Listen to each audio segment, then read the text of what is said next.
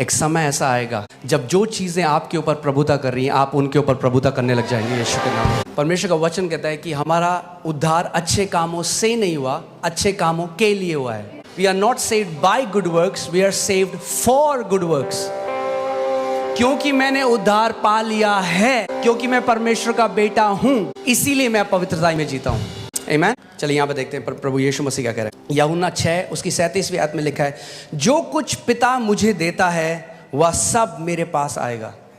अच्छी न्यूज़ है, पिता ने आपको यीशु को दिया, इसीलिए आप उसके पास आए। कई लोग सोचते हैं अजी हमने जी बहुत रिसर्च करी जी अपने दिमाग से, तब हमने चुना यीशु मसीह को। अरे उसने कहा तुमने मुझे नहीं चुना, मैंने तुम्हें चुना है। और क्यों चुना है? कि बस तुम्हें स्वर्ग ले जाऊं? नहीं, कि ताकि तुम बहुत सा फल लाके आओ, तुम्हारा जीवन फलों से भरा हुआ हो। आमीन। जो कुछ पिता मुझे देता है वह सब मेरे पास आएगा, और जो कोई मेरे पास आएगा मैं उसे कभी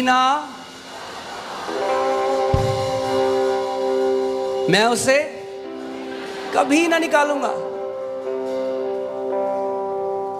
मगर कई लोगों को लगता है यीशु मसीह जब आएंगे वापस तो बोलेंगे तू कौन है, मैं तेरे को नहीं जानता, चल निकल यहां से। जब हम बिना कॉन्टेक्स्ट के वचन को पढ़ते हैं, शैतान यीशु मसीह के पास आया वचन मरोड़ कर, आज भी आता है वचन मरोड़ कर। जो आपने कुंवारियों का दृष्टांत सुना होगा कि यीशु मसीह उन कुंवारियों को देख के बोलता है 5 जो बेवकूफ़ थी मैं तुम्हें कभी नहीं जानता। और कई लोग डरते हैं। यीशु मसीह को स्किज़ोफ्रेनिया नहीं है, यानी भूलने की बीमारी नहीं है। वो कहता है यूहन्ना 10:27 में, मेरी भेड़ें मेरी आवाज़ को पहचानती हैं, वे मेरे पीछे हो लेती हैं और मैं उन्हें जानता हूँ। आप समझिए, मैं आपसे मिला, आपको हम एक दूसरे को अच्छे से जानते हैं, और फिर एक जगह मैं कह दूं सब लोग ये कौन है, मैं तो इसको नहीं जानता, क्या मैं झूठा ठहरूंगा कि नहीं? वो ये नहीं कह सकता कि मैं अपनी भेड़ों को जानता हूं और फिर आदमी कहते हैं ये कौन, क्या? तो मैं जानता ही नहीं है कौन है। हमें समझना है कि क्या वचन कह रहा है। दृष्टांत के अंदर भेद है जो आत्मा से ही समझ सकता है। जब एक धार्मिक मनुष्य उसको पढ़ेगा तो फिर स्वर्ग और नरक के बारे में बना देगा। ये नहीं था वचन, पर मैं बह रहा हूं। आमीन। सबसे पहली बात, इस दृष्टांत में कितने तरीके के लोग हैं? केवल 2, 10 नहीं। कितने? बुद्धिमान और मूर्ख। और ये दृष्टांत कर्मों के बारे में नहीं है, क्योंकि जब दूल्हे ने आने में देरी करी तो बेवकूफ तो सो ही गई, मगर जो बुद्धिमान थी वो भी सो गई, वो भी नहीं वेट कर पाई दूल्हे की। पढ़ा है आपने ध्यान से? ये क्या दर्शाता है? दोनों नहीं वेट कर पाए। मगर वो दृष्टांत जो है वो एक चीज दोनों को अलग करती थी, वो था तेल। क्या था? तेल। और तेल किसको दर्शाता है? पवित्र आत्मा को। रोमियो की पत्री में लिखा है जो मसीह के नहीं हैं उनमें मसीह का आत्मा भी नहीं है, यानी जिन्होंने नया जन्म नहीं पाया उनमें मसीह का आत्मा। ये दृष्टांत है जो बॉर्न अगेन हैं और जो बॉर्न अगेन नहीं हैं, जो परमेश्वर से जन्मे हैं और जो परमेश्वर से जन्मे नहीं हैं। क्योंकि प्रभु यीशु मसीह ने क्या करा? मैं तुम्हें कभी नहीं जानता था। क्या मैं कभी अपने बच्चों को, क्या आप कभी अपने बच्चों को देख के कह सकते हो अगर उनसे कोई गलती हो गई, अरे ये कौन है, मैं तो उसको कभी नहीं देखा? जब हम बुरे होकर नहीं कर सकते ऐसे, जब हम जो अभी असिद्ध हैं, परमेश्वर जो प्रेम है, आपको लगता है कि वो झूठ बोल सकता है आपको देख के कि मैंने आपको कभी नहीं जाना? इसीलिए मैंने आपको बताया था इस साल के उसमें क्या है, हमें अनुग्रह में बलवंत हो जाना है। कि कोई भी आपको देखा, मैंने कोविड आया, कई लोग कहते हैं हाँ परमेश्वर बहुत भला है, वो चले गए वहाँ। हाँ परमेश्वर कोविड भी देता है, क्या हुआ? जड़ नहीं पकड़ी थी नेचर में परमेश्वर का। क्या है? आमीन। आप समझ रहे हैं मैं क्या कह रहा हूँ? घर किसके लिए खुला है? पुत्रों के लिए, बेटे और बेटियों के लिए घर खुला है। दास सदा घर में वास नहीं करता, मगर और हालेलुया जितनों ने उसे ग्रहण किया उसने उन्हें पुत्र होने का अधिकार दिया।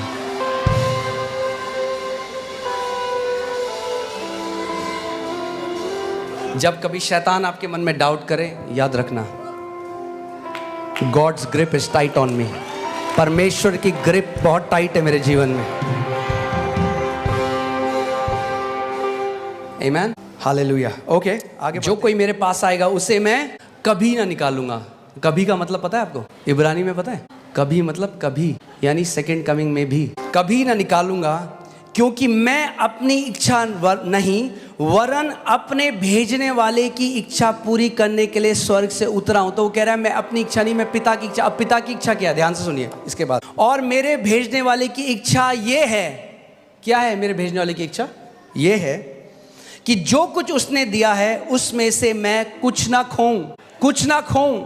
और यीशु ने कहा मैं अपने भेजने वाले की इच्छा को पूरा करता हूं, और पिता की इच्छा है जितने उसने प्रभु यीशु मसीह को दिए उनमें से वो किसी को भी नहीं खोएगा। You are in safe hands, क्योंकि आप यीशु के हाथों में हो।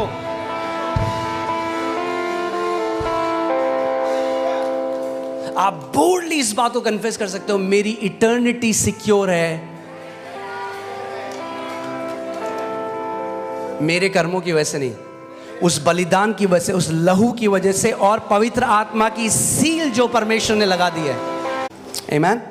अगर आप सोचें अच्छा मतलब आप कह रहे हो मतलब कैसा भी जीवन जियो, मतलब आप पुत्र ऐसे नहीं सोचते। जिस दिन आप परमेश्वर के साथ चलने लग जाओगे, पुत्र अपने पिता की महिमा करना चाहते हैं।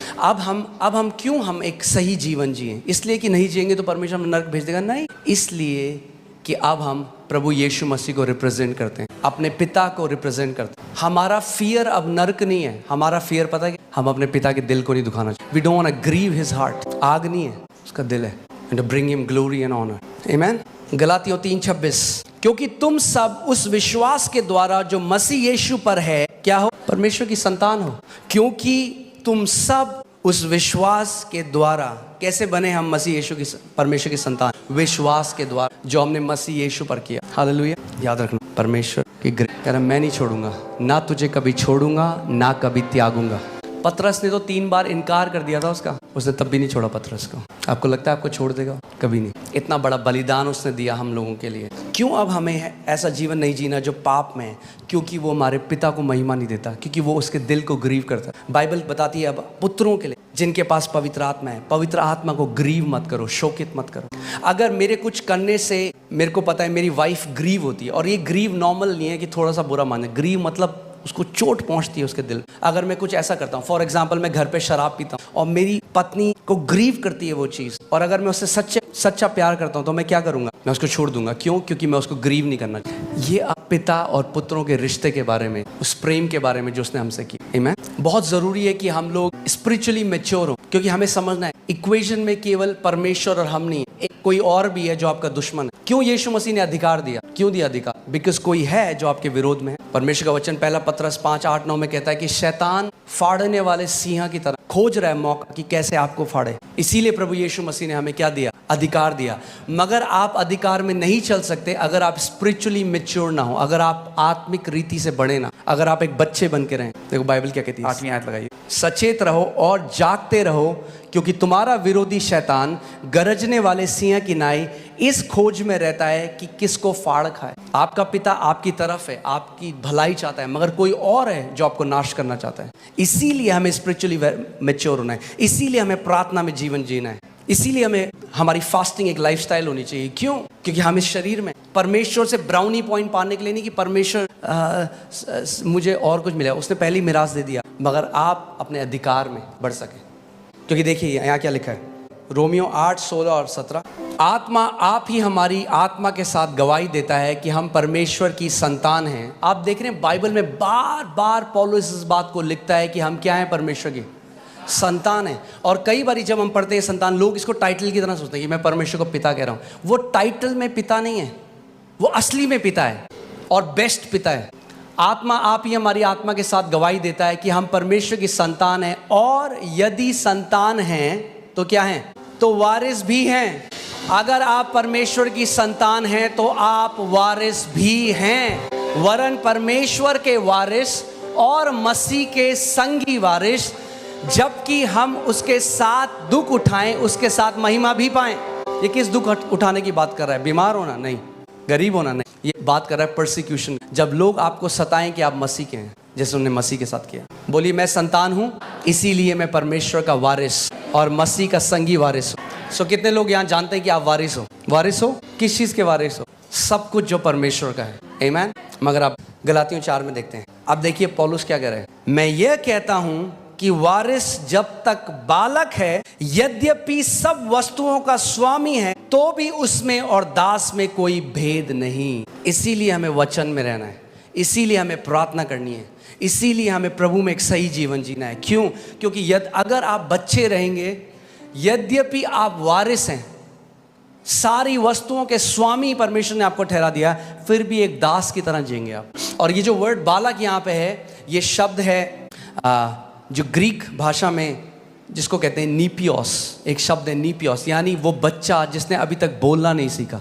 जो छोटा बच्चा होता है जिसने अभी बोलना नहीं सीखा। अब लोग पूछते हैं बोलना सीखा इसने, बोल रहा है भी नहीं, अभी बोलता नहीं। तो परमेश्वर कह रहा है, परमेश्वर का वचन कह रहा है कि अगर आपको बोलना नहीं आया परमेश्वर के पुत्र की तरह, तो आप एक दास की तरह जीवन जिए। इसीलिए स्पिरिचुअली मैच्योर होना एक ऑप्शन नहीं है, जरूरी है। जरूरी, आप सुन रहे मेरी बात को, जरूरी है स्पिरिचुअली मैच्योर होना, वरना आपकी मिरास है, आप स्वर्ग जाएंगे, प्रभु के साथ रहेंगे, मगर पृथ्वी में आप एक हारा हुआ जीवन जिएंगे। यद्यपि परमेश्वर ने आपको सारी वस्तुओं का स्वामी नियुक्त किया था, तब भी